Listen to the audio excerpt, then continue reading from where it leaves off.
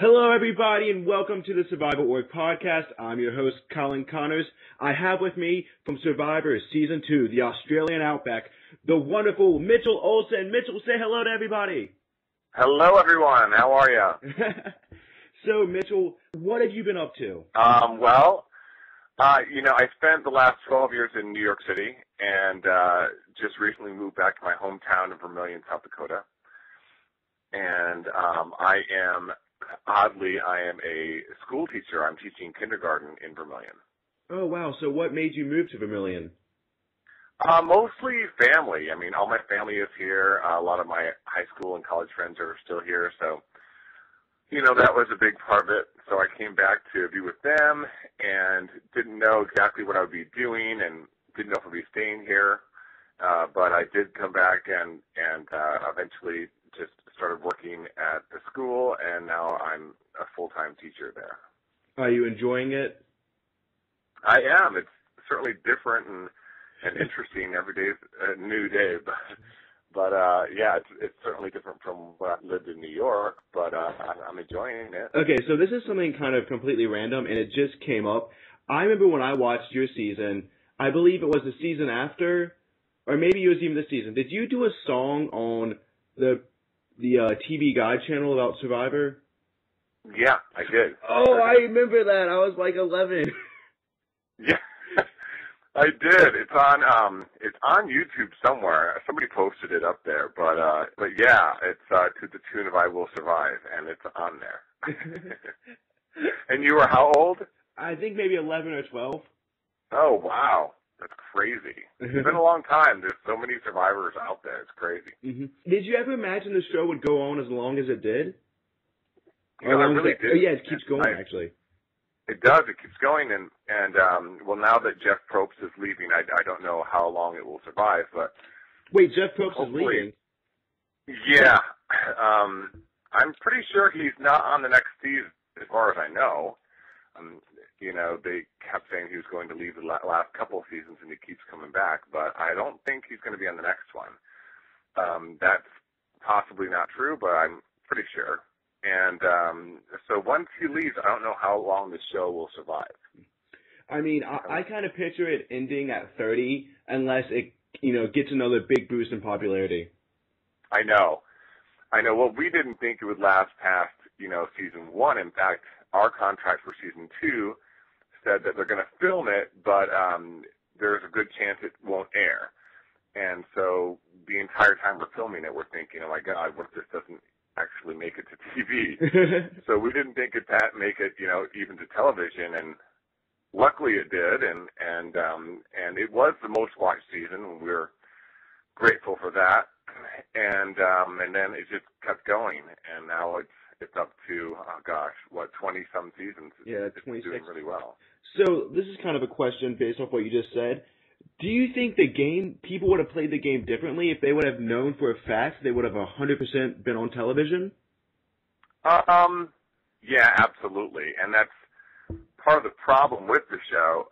Not foolproof because obviously it's a very contrived situation, but everybody kind of assumes they're going to be on TV, so the worst comes out of them almost on purpose, and that part is pretty obvious, especially when the cameras come around. People start to change. Mm-hmm.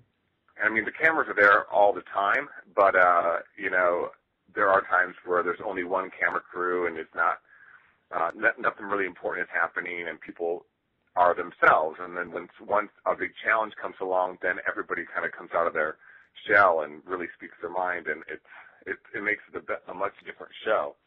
So that was pretty obvious, but I think the most obvious show of that would have been this last week with Brandon, because, I don't understand why, but, he definitely was doing that for show, and I don't think he has any anger really toward his team. I mean, maybe some, but, I feel like he was doing that just to make good TV and to outdo his uncle. I mean, there's a lot of scenarios there, but it didn't seem very real to me. It just seemed like he really wanted to be shown on TV. Well, I will comment on that. I think I remember at one point in time during the confrontation, it looks like Brandon is holding back a smile for about a split Yeah, second. I thought I saw that. that makes sense. I mean, honestly, he's definitely conjuring up this whole thing to look better on TV and on camera, and I mean, he looked terrible, but just to try to, be seen, and it was a pitiful. I mean, if you look back, he kind of was trying that whole episode to be noticed when he said, he wants to go home because he misses his family, and then he brought that back and said, never mind, and then all of a sudden he flips out and starts throwing their food around. I mean, there were so many times where he was just begging for it that I saw right through it. But that's kind of what happens with people. They're looking to be some kind of a legacy in the Survivor, and he I don't know why he did it, but he did, and it was kind of embarrassing for him. And something interesting to note is that Jeff Probst, I think, mentioned that it's a possibility Brandon could even come back again. Well, yeah. I mean, I don't know. Isn't this his second time already? Yeah. Or second or third? He already has been on there, and I think Rob and Amber hold the most for being on that show, but I don't know if he would be back again. I would hope not, but you never know. I mean, Richard Hatch and Sue Hawk, they've kind of pulled the same thing over the years, and good for them. Mm-hmm. That's fine, but it's not a new thing to Survivor. This was just way more drastic and way more obvious. What did you think of Colton? Was that really him, or was he smudging up to the cameras? I don't know. I don't think it was really him. I didn't feel like it was. I thought that he was playing to the cameras most of the time, but I mean, I don't know him very well, so it's hard to say. How did you get on the show, Survivor? That was a much more grueling process than actually living Survivor. The audition process. They narrowed it down after thousands and thousands of applicants and brought us to a hotel in LA. And, we were in a hotel room and we couldn't leave for any reason. And then, they would call us in the middle of the night and come down to the presidential suite. We'd answer all kinds of ridiculous questions, most of them trying to break down or cry. And eventually they narrowed it down to about 20 bullets, and they drove us to the CBS headquarters one day, and one by one we were brought in to meet the president of CBS, Les Moonves, and he would ask us questions: what types of people do you hate, and like for you? I was so torn. I kind of figured they wanted something dramatic and opposite of Carmen. I was, I don't have bad days. I don't hate any kinds of people. I don't know what to say. And they were like, you know what, stop right there. We've already picked our bitches and assholes, and we need somebody to counteract that. So thank you so much. You're on the show. So that's kind of how it worked out for me. Well, I was going to say, what makes you, nothing personal, but what made you so special to get on that second season of Survivor when there was literally thousands upon thousands of people? What do you think they saw in you that they didn't see in everyone else?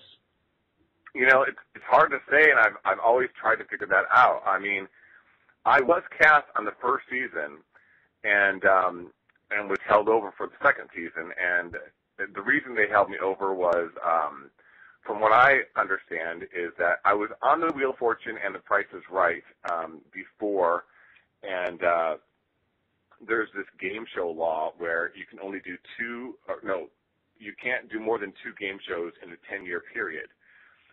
So they were like, we can't have you on the show, even though they wanted me on the show. So I was like, well, I guess it's a lost cause. But then they called me for season 2, and I said, well, I thought I couldn't be on it. And they said, well, it's no longer a game show. It's now called a reality show. So we'd like you to be on the second season. So I still had to go through the entire audition process after that, but I did make it on the show, and I'm really grateful that they called me back.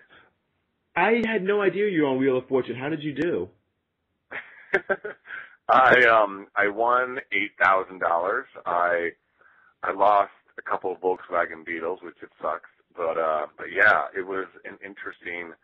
I mean, the puzzle I had to solve was toothbrush holder, and I mean everything was there except for the O's.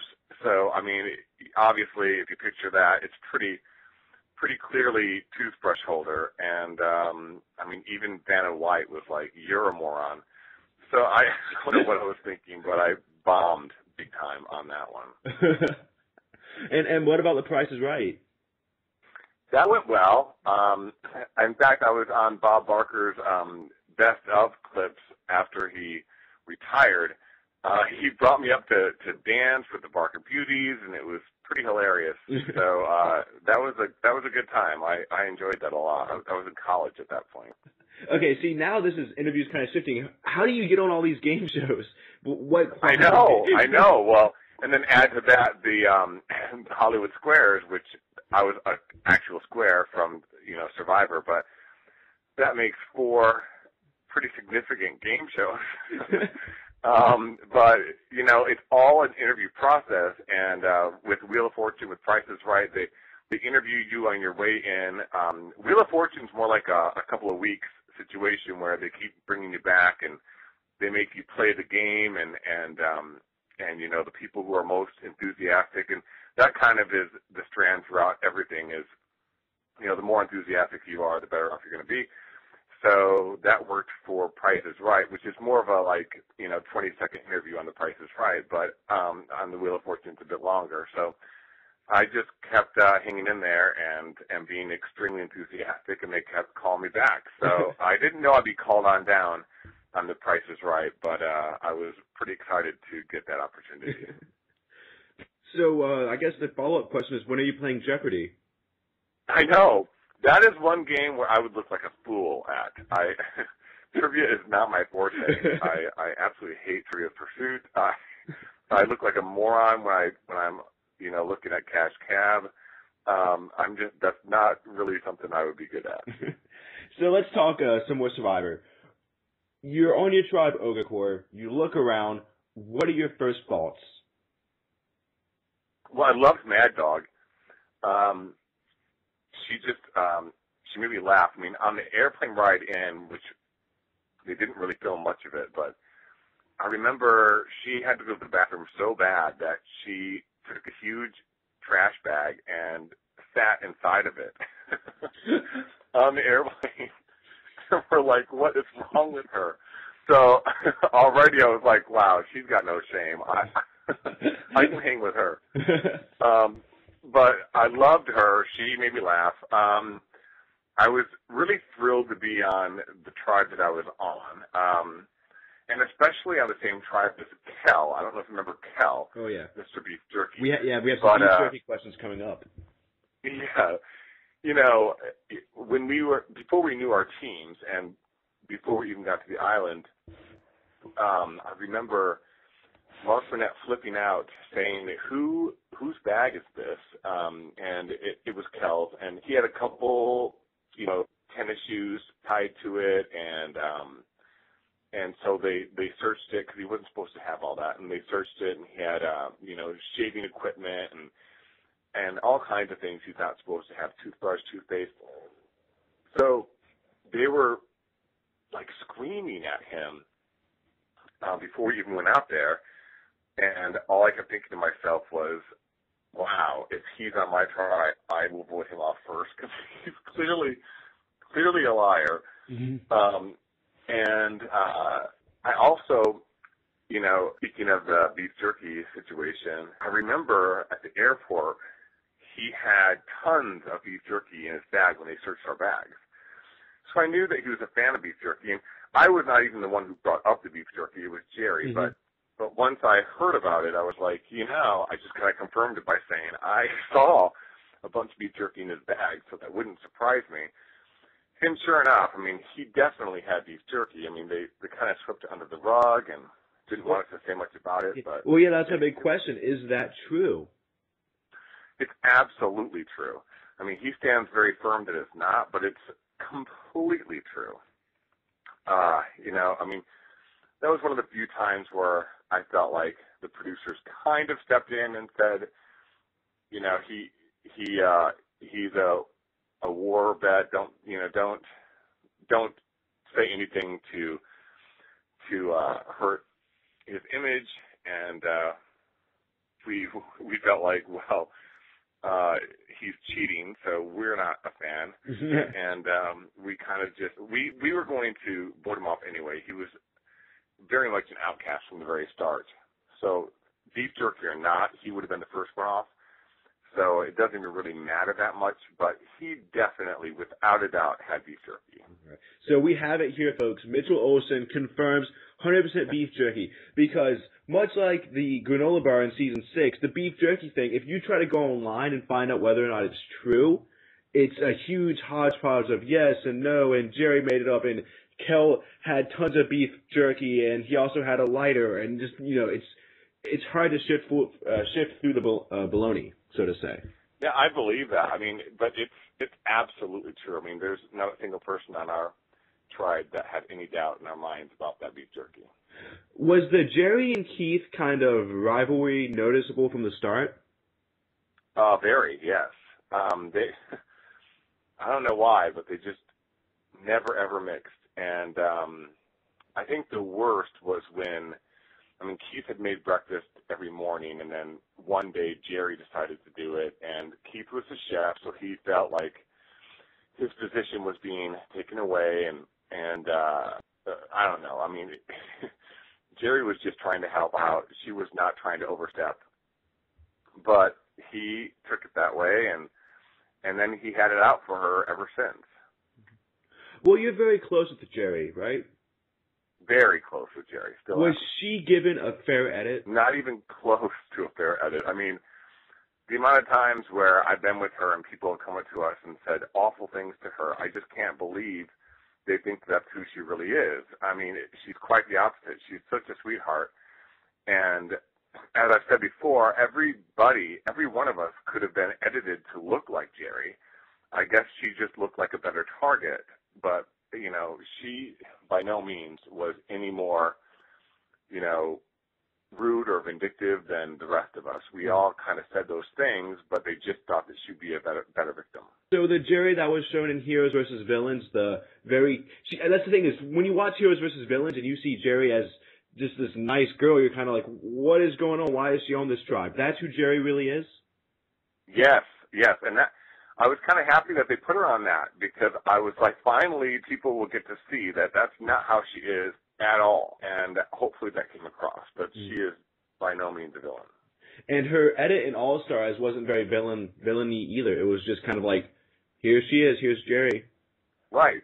I mean, that's how she is. I mean, they totally took advantage of that second season with us. But looking back on it, because Jerri got to play multiple times, do you think the villain edit actually helped her in her life, or could you give us some insight? What do you think? I do remember once when she told me that they wanted her to possibly play on Broadway as in Wicked, the musical, as one of the witches, and I was like, I mean, to be honest, that's an amazing role. I mean, who wouldn't want that? But I'm glad that didn't pan out, because that's really not who she is. I think that she did get typecast as that for a while, but you know, she is come around full circle, and she's doing great things, and I think she's a fantastic person. So how bad was Keith's rice? It wasn't great. It was a bit chewy and crispy, but well, I mean, I don't know. I wouldn't be any better at making the rice, so I can't really complain. He did make it every day, but I wouldn't call him Chef of the Year by any means. Was Keith given a fair edit? I would say that's pretty much Keith, yeah. So let's go to this very first immunity challenge.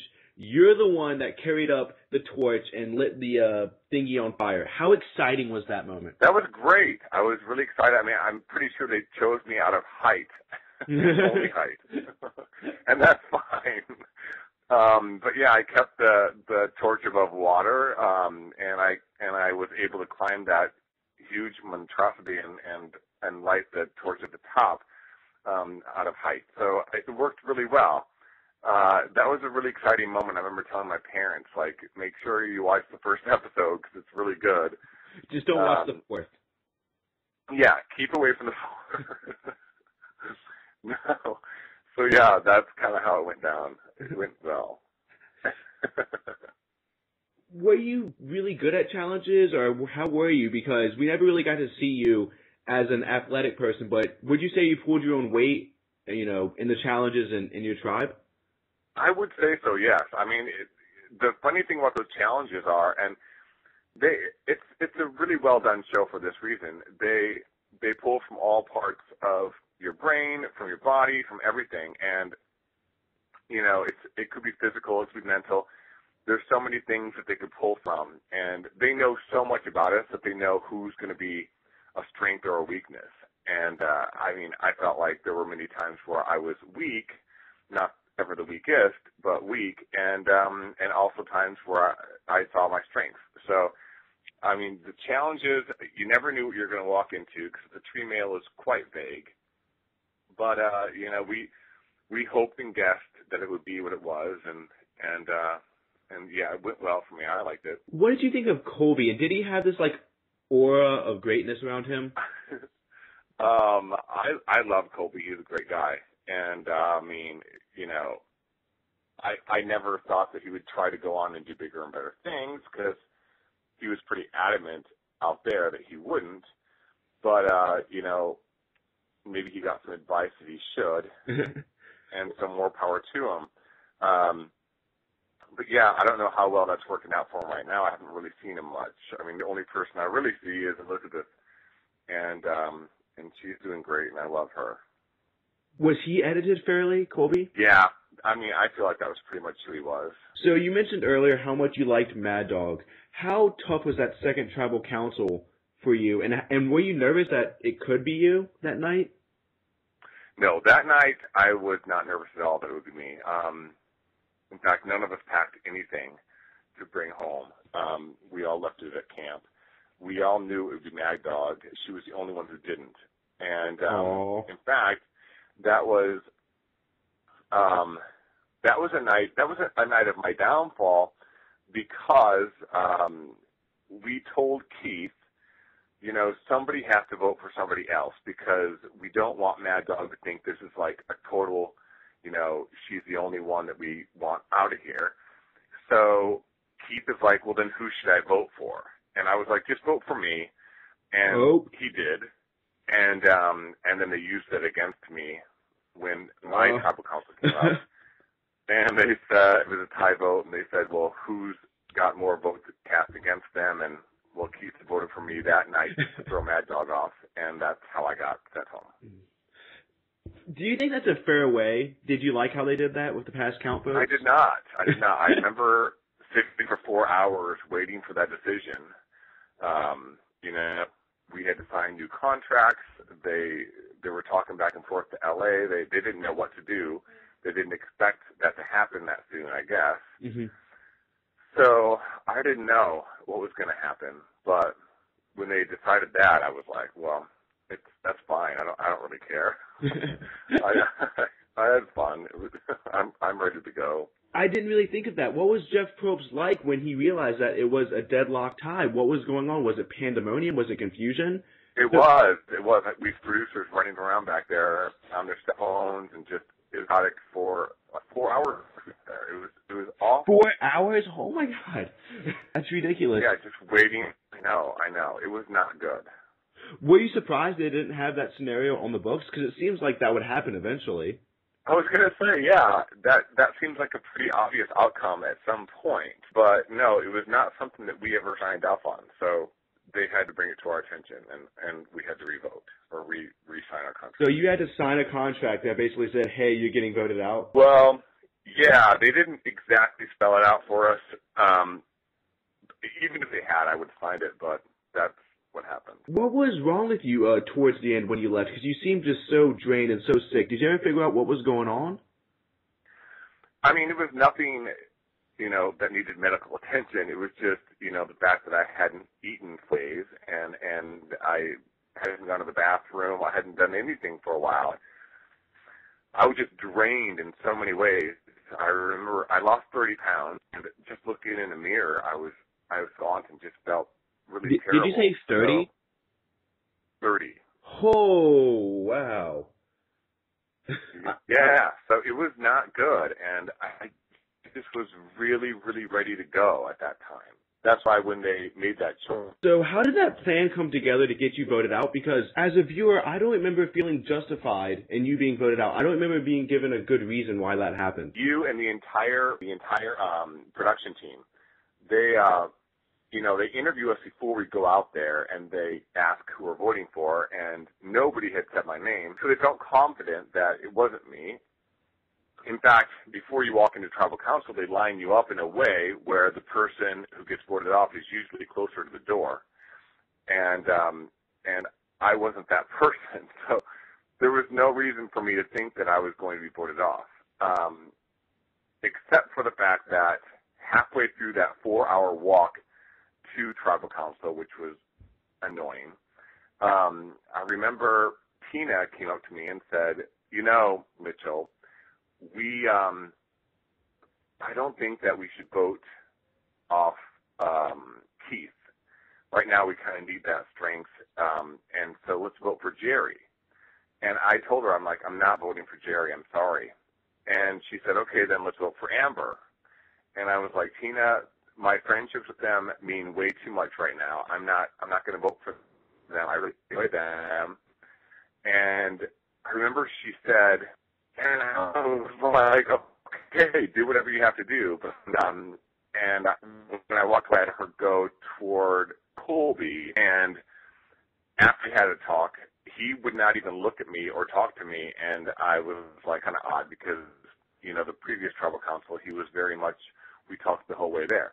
Mm-hmm. So when we got to tribal council and it's Colby's turn to vote, he was the first one to vote, and I was the second. I went up there, I voted for Keith Land, and when I opened to put my vote in, I saw Colby's name, my name, parchment paper. Oh. And I was like, holy shit, it's been changed. So I went back to Jerri. He voted for me, and she's like, oh, no, not a chance. I'm like, no, I saw my name. And she's like, well, then we'll vote for him next week. I was like, I think it's too late. And I looked at Tina, she was crying, and I'm like, oh, God, this is it. So, yeah, I didn't expect it. The producers didn't expect it. In fact, 4 days after, they were like, how did this break down? Because we interviewed you all. Your name never came up. I mean, were you guys playing us? And I was like, no. That all happened on the way to tribal countdown. That's when the candy aren't, our audio, so they don't really hear what we're saying. So I'm like, that all happened on the way to tribal council. That's why most people were a bit blindsided. So, Mitchell, what was your best not seen on screen moment? I think the best time was, Survivor tends to bring the fun out of, hide the fun from the TV. I mean, it's a show that, it's a drama, and they want to show all that. But every night, Mad Dog, we would put on this big talent show, and she was the MC, and she would introduce everybody. They'd all come up and do something, sing a song or do a dance or some kind of magic. It was hilarious, and we did this every night just to kind of keep up morale, and we loved it. And she'd come and whisper to me, Mitchell, I'm about to go on. And so I would introduce her, and she'd come running from behind the tent. It was really hilarious, and of course, we thought that kind of stuff would be shown on TV, but we weren't that surprised when they didn't show it. So that I wish they would show more of, because we do have fun out there. I mean, you have to in order to just keep up morale and just be able to make it through the humdrum day. So what was everyone's talents? Oh God. Amber, she sang. Was she a good singer? She was decent, yeah. She definitely was. I mean, Keith would tell jokes or stories. I sang. Mad Dog would dance. Jerry played the bongos. I mean, there was all kinds of talent. We really had a well-rounded talent show.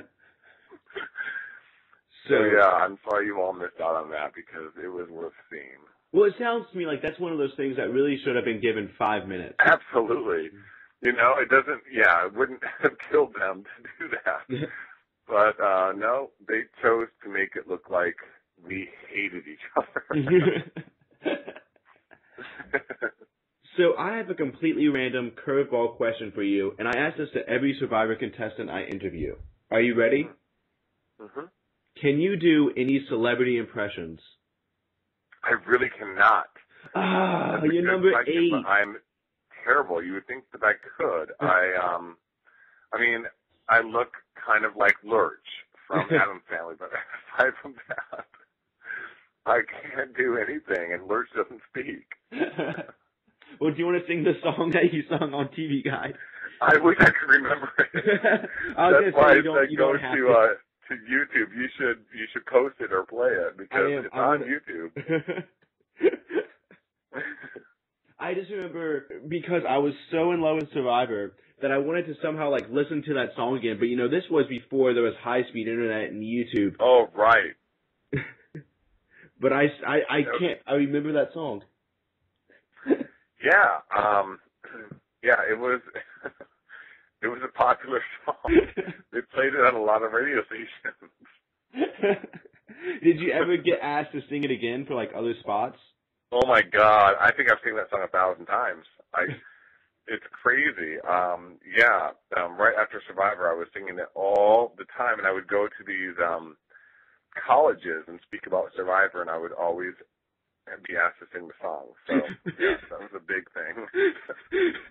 So now, are you sick of the song? I'm probably not sick of it. I just can't remember hardly any of it.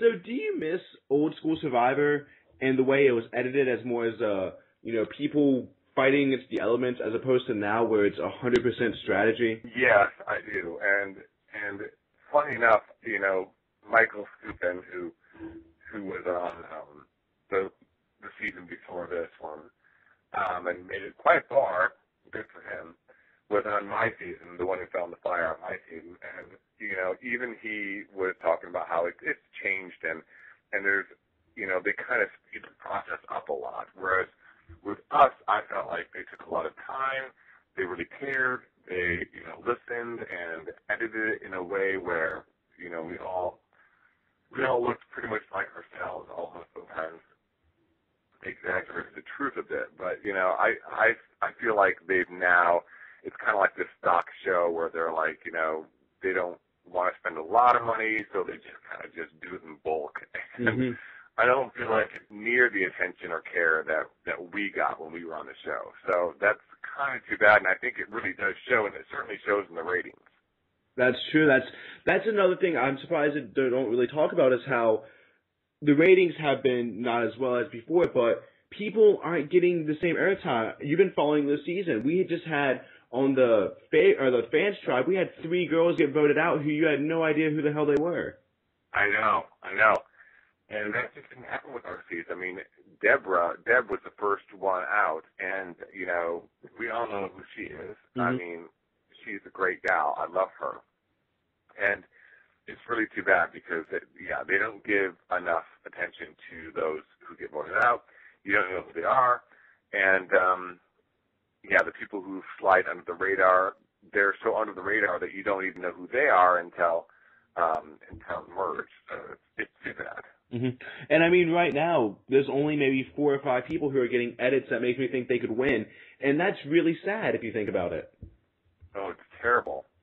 It really is. And, I mean, I will say they do edit the show on the spot, so even the editors don't know if this person's going to make it far or win. So, they're, at least they're not giving anything away. But yeah, it's too bad that they don't really showcase everybody. In fact, I remember with my finale, that reunion show, I was with Bryant Gumbel, and he asked us all some questions, whereas now there are certain survivors who don't get asked a single question on that reunion show. Like, my God, they were all part of it, and Jeff Probst chooses to talk to the winners and doesn't talk to anybody else. And, there are people who totally don't get asked a single question, and I feel really bad for them. I believe in South Pacific, 3 or 4 people were ignored, but what stood out to me the most was in One World, Jeff showed the clip for the preview of the next season, and it was all about people that have been medevacs from the game, and he doesn't even ask Courtney a question. Oh, God, typical. Yeah, I don't know. He's this type, I guess. Would you go back to play again? At this point, yes. I mean, there was a time way back when I was like, no way, I'm not going to do that again. But I wouldn't mind doing it again. Has anyone ever contacted you for going back? Yes, a while back. And at that time, I said, contact me later. So maybe they will. What season was that? I think that was the second All-Star. Oh, fans versus favorites? Yes. Oh, wow. That would have been a real blast from the past, having you back. I know. Were you surprised that Tina won? She's so diplomatic. It's unbelievable. So no, not really. I think she was surprised, especially since she was not the first choice. They had picked another gal, and that gal was too afraid to jump out of an airplane, which we had to do before we went on the show, because they were going to drop us out of a plane and we had to parachute, but the lawyers pulled the plug on that. So this gal said she wasn't going to do it, and then they called Gretchen from season 1 and said, will you please talk her into it? And Gretchen tried, and that didn't work. And then they called Tina and said, will you please fill in? And Tina was happy to do so, and then she ended up winning, which she was an alternate. Oh, wow. What did you think of Tina's performance in All-Stars? I'm trying to think. She didn't do so well in All-Stars. She was the first one voted out. Do you think that was justified? I think any winner has a target on their back. So it could have been her, it could have been Richard, it could have been a lot of, I guess only her and Richard were the only, it could have been any winner at that point. Mm-hmm. So I'm not that surprised. Tina's a great person. I don't know why they picked her, but she's also, she's so great. She didn't really, I wouldn't say she mingled a lot with the rest of them, and we do a ton of benefits, and we're always together, and I didn't feel like she was ever really in that mix. If we all went out on the town that night, she would always go back to her hotel room. So when you bring them back to an island situation, I think they look back on their friends, and I think that's too bad. Those island situations where they're brought back after doing all these benefits together, I think it's pretty contrived that way, because they all know each other in a big way. So that's going to make an impact on how they vote. Well, that's something a lot of people talk about, is the first All-Star season, and of course there is tons of stuff on the internet about how Boston Rob and Amber were apparently already dating beforehand, and not even close. Yeah, well, that's the thing is, from what I've heard, a lot of other Survivor players say that is not true, that they that they did benefits together, but that they weren't dating. But it's one of those things where it takes away a lot of the authenticity of it. Right. Well, I have an odd insight on Rob and Amber. The fact that I was good friends with Rob and very good friends with Amber, and the friendships, they were a little bit jealous of the friendship between each other. Between me and Rob and me and Amber. And so Amber would say bad things about Rob would say bad things about Amber. And then the morning they left for the show, I got a phone call from each of them, and Amber was like, oh my God, I'm on the airplane now, and Rob is sitting, in the same row. And then Rob called and said, I'm on the airplane now, and Amber's in the same row. And they were like, we're worried, because now you have nobody to talk to for the next month. And I was pretty pissed. But when we came back, we talked for a couple of days, and then they both contacted me, and they're like, we have something to tell you. I'm like, oh God, what's this going to be about? And they told me they were dating, and I was like, holy shit. But they were like, we kind of came together because, you know, we were talking about you and how, you know, you're probably really pissed at us right now. And then we kind of started talking and then we became, you know, what we are now. So that's, you're that's responsible. cool. Yeah, I feel a little bit responsible. But no, I was very shocked by the whole thing. So you think they weren't really the type of personalities that would hook up? Absolutely the opposite. To be honest, surprised they're still together. Well, I honestly think we all kind of are, but the fact that they are still together, the fact that they seem to be happy, and I believe, are they on their second kid now? Yes. The fact that they have 2 kids, that's just, you know, more power to Survivor in a way.